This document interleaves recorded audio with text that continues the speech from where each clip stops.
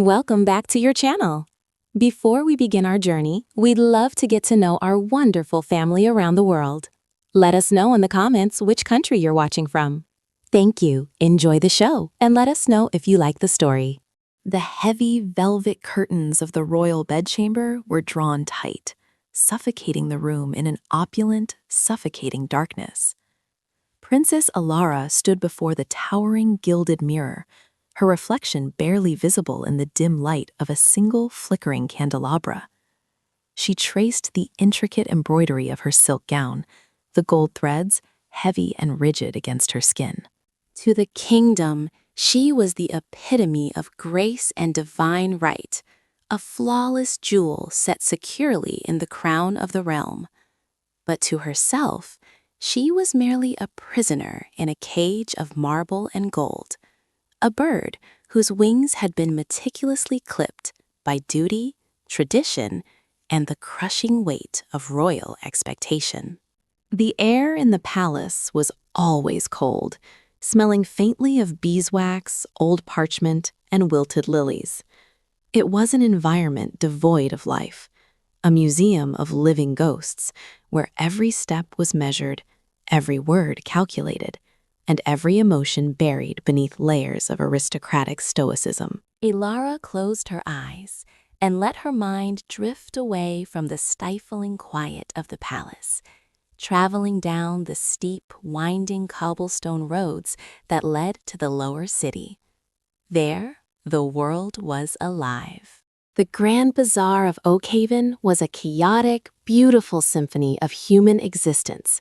She could almost smell it, a rich, intoxicating tapestry of roasted cumin, crushed cinnamon bark, sweet jasmine, and the sharp, earthy tang of sweat and damp wool. She remembered the first time she had slipped out of the palace, cloaked in a drab, gray woolen mantle, desperate to feel the pulse of the city she was destined to rule, but forbidden to touch. The market had been a revelation. It was a labyrinth of brightly colored tents, shouting merchants, laughing children, and the endless, vibrant thrum of survival and joy. And it was there, amidst the chaos of a spilled cart of pomegranates, that she had met Kale. Kale was not a knight, nor a lord, nor a scholar. He was a merchant of spices and raw fabrics, a young man whose hands were permanently stained with the golden hue of turmeric and the deep crimson of madder root. When the rushing crowd had bumped into Alara, sending her sprawling into the dirt and scattering the merchant's wares, she had expected the harsh reprimand she was accustomed to from her tutors. Instead, strong, calloused hands had gently pulled her to her feet. She had looked up into eyes the color of rich, dark earth, framed by unruly dark hair that defied the wind. He hadn't recognized her. Beneath the soot she had rubbed on her cheeks and the frayed hood that shadowed her face, she was just another clumsy girl. He had laughed, a deep, resonant sound that felt like a warm hearth on a winter's night, and handed her a bruised pomegranate. That simple act of unmerited kindness had shattered the fragile glass walls of her royal world.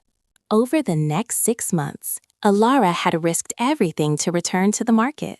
She learned the secret passages of the palace, the forgotten servants' corridors that smelled of mildew and damp earth, leading out into the blind spots of the royal guards. She would find Kyle at his stall, pretending to haggle over the price of saffron or raw silk. Their conversations began as nervous banter, but quickly deepened into something profound and undeniable. Kyle spoke of the world with a raw, unfiltered honesty. He told her of the struggles of the common folk, the biting cold of the winters, the joyous festivals of the harvest, and his dream of one day seeing the vast, uncharted ocean to the west. In return, Alara found herself pouring out her soul. She spoke of the crushing loneliness of a crowded ballroom, the terror of a future decided by political alliances, and the desperate yearning to be seen not as a symbol, but as a woman. Kale listened with an intensity that made her feel entirely visible. He never judged, never bowed, never treated her as fragile. He treated her as an equal, and in his gaze, Alara found the freedom she had spent her entire life searching for. But the illusion of their stolen moments could not last forever. The catalyst that shattered their fragile sanctuary arrived on a bleak Tuesday morning, heralded by the blare of royal trumpets. King Aldous, Ilara's father, a man whose heart had hardened into stone after the death of the queen, summoned her to the great hall. There, surrounded by sycophantic lords and whispering courtiers, he announced her betrothal. Lord Malachor of the Northern Reaches was a man twice her age, known for his vast wealth, his cruel temper, and his ruthless military campaigns. The alliance would secure the kingdom's northern borders and fill the royal coffers, but it would be the death of Alara's soul. When she looked into Malachor's cold, calculating eyes during the announcement banquet, she saw nothing but a dark, bottomless abyss. He looked at her not as a bride, but as a prized mare, a piece of property to be acquired and broken. That night, back in the suffocating silence of her chambers, the reality of her impending doom crashed over her like a tidal wave. She paced the length of her room, her breath coming in short, panicked gasps. The walls seemed to inch closer, the velvet curtains transforming into the jaws of a trap. She could not marry Malachor. She would rather throw herself from the highest parapet of the castle than endure a lifetime of his cold, brutal touch. But defiance was not an option. In a week, she would be placed in a carriage and sent to the frozen north, forever severed from the warmth of the sun and the warmth of Kael's smile. It was in that moment of absolute despair that a terrifying, exhilarating thought took root in her mind. She had to run. She had to leave behind the crown, the titles, the wealth, and the safety of the known world, and step into the terrifying abyss of the unknown. The plan was forged in the crucible of desperation. Through a sympathetic kitchen maid who owed Alara a life debt for paying for her mother's medicine, a coded message was smuggled down to the lower city. It was a simple piece of parchment, bearing only a few words written in a hurried, trembling hand. The bird's cage is locked forever at week's end. If the ocean still calls to you, wait by the weeping willow at the eastern postern gate tonight, when the bell tolls the witching hour. If you do not come, I will understand. Sending the note felt like tearing out her own heart and placing it in the hands of fate. She did not know if Kael would risk his life for her. A commoner caught aiding the escape of the crown princess would not be imprisoned. He would be hanged in the public square before sunrise. It was a monstrous thing to ask of him, but her love and her terror had eclipsed her guilt. As the midnight hour approached, a torrential rainstorm descended upon the capital. The sky roared with thunder, and lightning fractured the darkness, casting long, skeletal shadows across the palace walls. Alara considered the storm a blessing from the gods. The deafening rain would mask the sound of her footsteps, and the guards would be huddled in their watchtowers, eager to avoid the freezing downpour. She stripped off her silk nightgown and dressed in the thickest, darkest woolen clothes she possessed.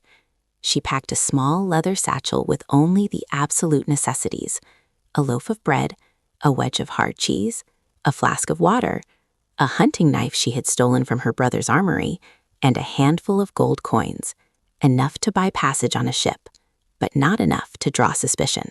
She stood before her vanity one last time and looked at the diamond tiara resting on its velvet cushion.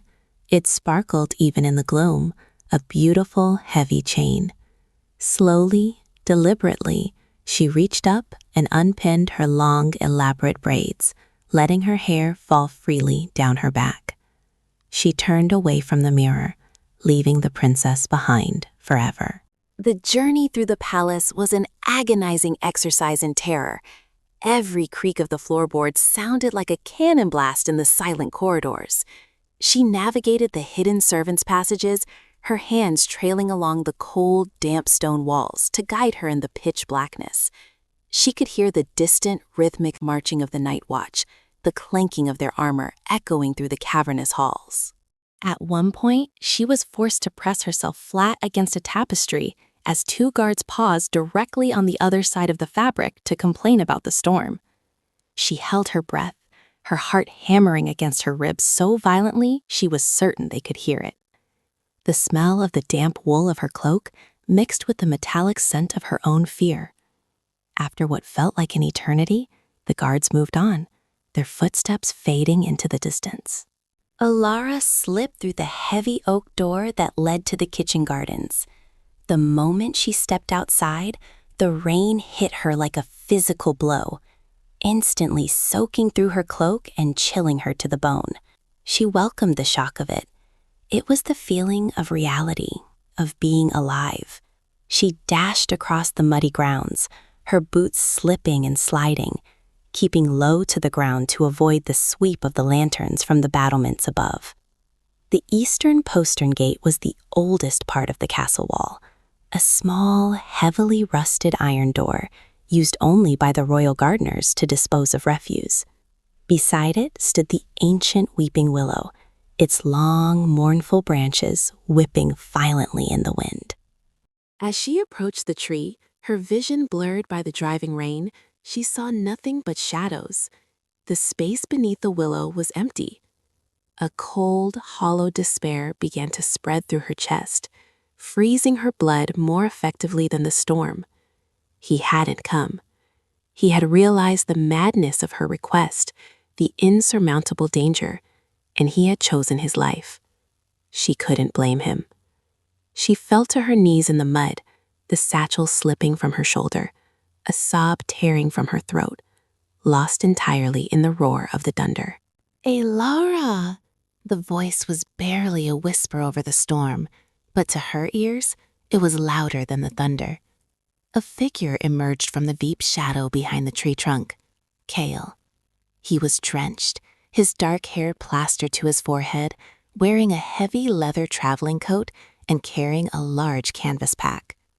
He rushed forward and dropped to his knees beside her in the mud. He didn't say another word. He just reached out and pulled her into his arms. The warmth of his body against hers was an anchor in the chaotic tempest. Ilara buried her face in his neck, inhaling the scent of him, still faintly smelling of clove and cardamom beneath the scent of the rain, and let out a shuddering breath of pure relief. "You came," she whispered, her voice trembling. "I told you I wanted to see the ocean," he replied softly, his hands cupping her face, his thumbs wiping away the mixture of rain and tears on her cheeks. "I just didn't want to see it without you." Their moment of reunion was violently shattered by the sudden shrieking blast of the palace alarm horns. The sound tore through the night, a high-pitched, terrifying wail that signaled a royal emergency. The guards changing shits must have checked her room. The illusion of time had vanished. "They know," Alara gasped, panic seizing her throat. Kale's eyes hardened. The gentle merchant vanished, replaced by a man fighting for his life and the woman he loved. "We have to move, now." He grabbed her hand, his grip tight and reassuring, and pulled her toward the rusty iron gate. He produced a heavy iron key. How he had acquired it, Alara didn't know and didn't ask, and jammed it into the lock. It ground loudly, the rusted tumblers resisting, until, with a harsh clack, the mechanism gave way. They pushed the heavy door open, slipping through the narrow gap, and plunged into the sprawling, twisting labyrinth of the lower city. The descent was a nightmare of adrenaline and exhaustion. The cobblestone streets of the lower city were slick with mud and running water, transforming the steep alleys into treacherous slides. Behind them, the palace was erupting into chaos. The massive iron portcullises were slamming shut, and the distant, rhythmic barking of the royal bloodhounds echoed over the rooftops. Torches began to flare up along the city walls, casting an eerie, dancing orange glow against the driving rain. Kael led her through the narrowest, darkest alleys, avoiding the main thoroughfares where the city watch would be mobilizing. They darted between tightly packed houses, ducking under low-hanging clotheslines and vaulting over discarded crates.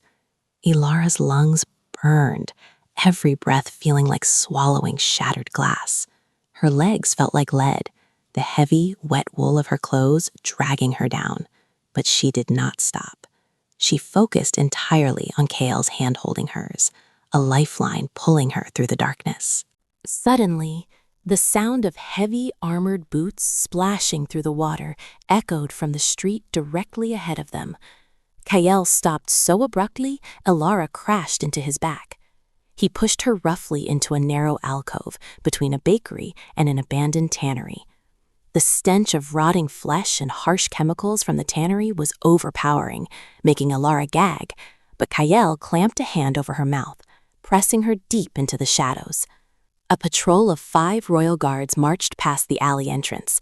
They were led by Captain Vance, a scarred veteran of the Northern Wars, holding a sputtering torch that hissed angrily in the rain. "Check the merchant quarter," Vance barked, his voice grating and cruel. "The king wants her found before dawn. Anyone caught harboring the princess will be gutted in the street."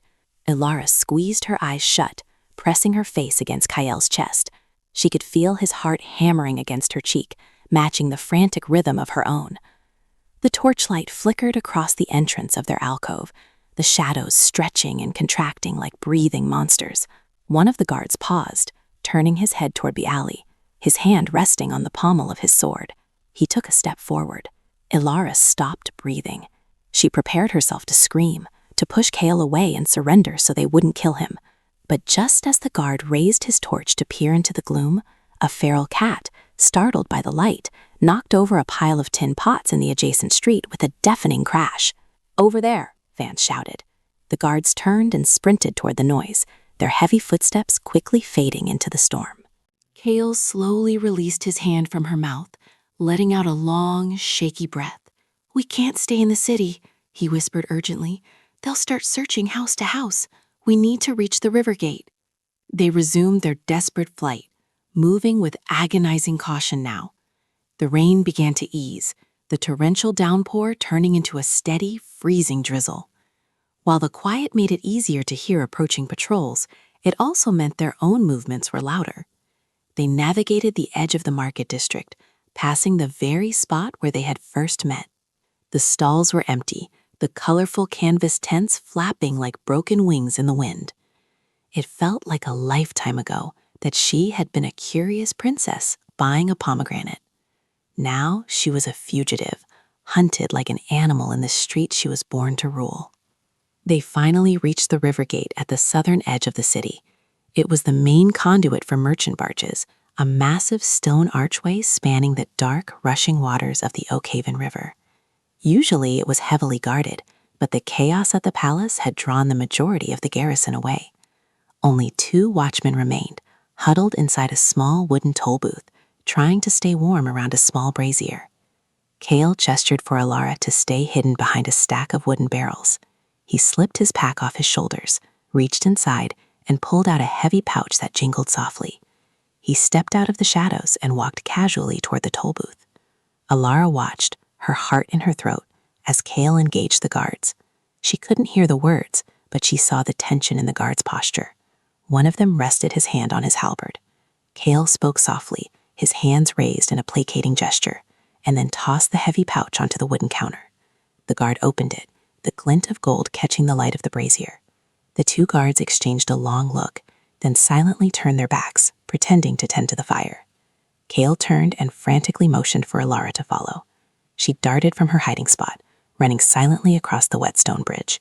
They slipped through the narrow pedestrian gate beside the main portcullis, stepping off the cold stone of the city and onto the soft, muddy earth of the wild lands beyond. They didn't stop running until the city walls were nothing but a dark, jagged silhouette against the night sky.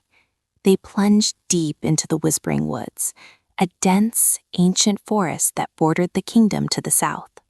The canopy of massive oak and pine trees shielded them from the remaining drizzle, the ground beneath their feet thick with centuries of fallen leaves and pine needles.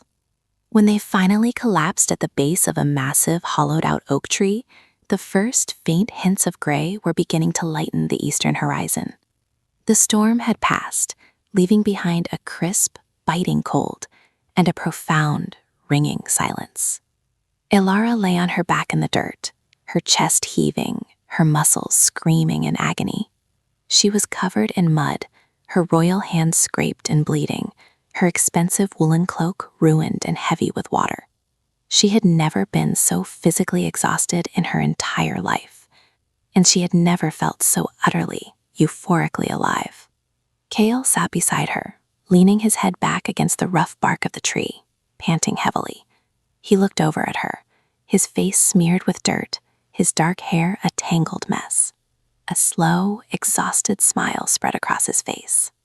"Well," he rasped, his voice hoarse. "That was certainly more exciting than haggling over the price of cinnamon." Ilara let out a sound that was half sob, half laugh. It bubbled up from deep within her chest, a release of all the terror, the grief, and the overwhelming joy of the night. She sat up, ignoring the burning in her limbs, and crawled over to him. She threw her arms around his neck, burying her face in his shoulder. He wrapped her arms tightly around her waist, pulling her onto his lap, holding her as if she were the most precious thing in the world. "We made it," she whispered against his skin, the reality of it finally sinking in. "We actually made it." "We did," he affirmed, pressing a kiss to the crown of her wet head. "But the journey is just beginning, Ilara. We have a long way to go before we reach the coast. It won't be easy. There will be nights we sleep in the dirt, days we go hungry. We will be hunted." Ilara pulled back slightly, looking deep into his eyes. The fear was still there, a cold knot in her stomach that she knew would not completely disappear for a long time. She knew the wrath of her father. She knew the reach of Lord Malachor. She knew she had traded a life of guaranteed, luxurious misery for a life of dangerous, uncertain struggle. She had lost her home, her title, her family, and her safety. But as she looked at Kale, at the genuine, unfiltered love and respect in his eyes, she knew exactly what she had gained. She had gained herself. "I don't care," she said, her voice steady, possessing a royal authority she had never truly felt until this moment in the mud. "I would rather starve in the dirt as a free woman than feast at a high table as a slave. I am with you. That is all that matters." Kale's eyes softened with a mixture of awe and deep affection. He reached into his pocket and pulled out a small, slightly crushed object. It was a dried pomegranate. He handed it to her, his rough, stained fingers brushing against her pale, scraped ones. "For the journey," he said softly. Ilara took it, a profound sense of peace washing over her. She turned her gaze toward the east. Through the gaps in the dense forest canopy, the sky was transforming. The bruised purples and grays of the night were giving way to brilliant streaks of gold, crimson, and pale blue. The sun was rising, casting long, warm rays of light that pierced the gloom of the woods, illuminating the mist that rose from the damp earth. The birds began to sing, a tentative, beautiful chorus that signaled the end of the darkness. She leaned her head against Kale's shoulder, watching the dawn break over a world she had never known, a vast, terrifying, beautiful world that was finally, truly hers to explore. The palace, the king, the cruel lord, and the gilded cage were behind her, fading into the shadows of the past. Ahead lay the ocean, the endless horizon, and a life written by her own hand.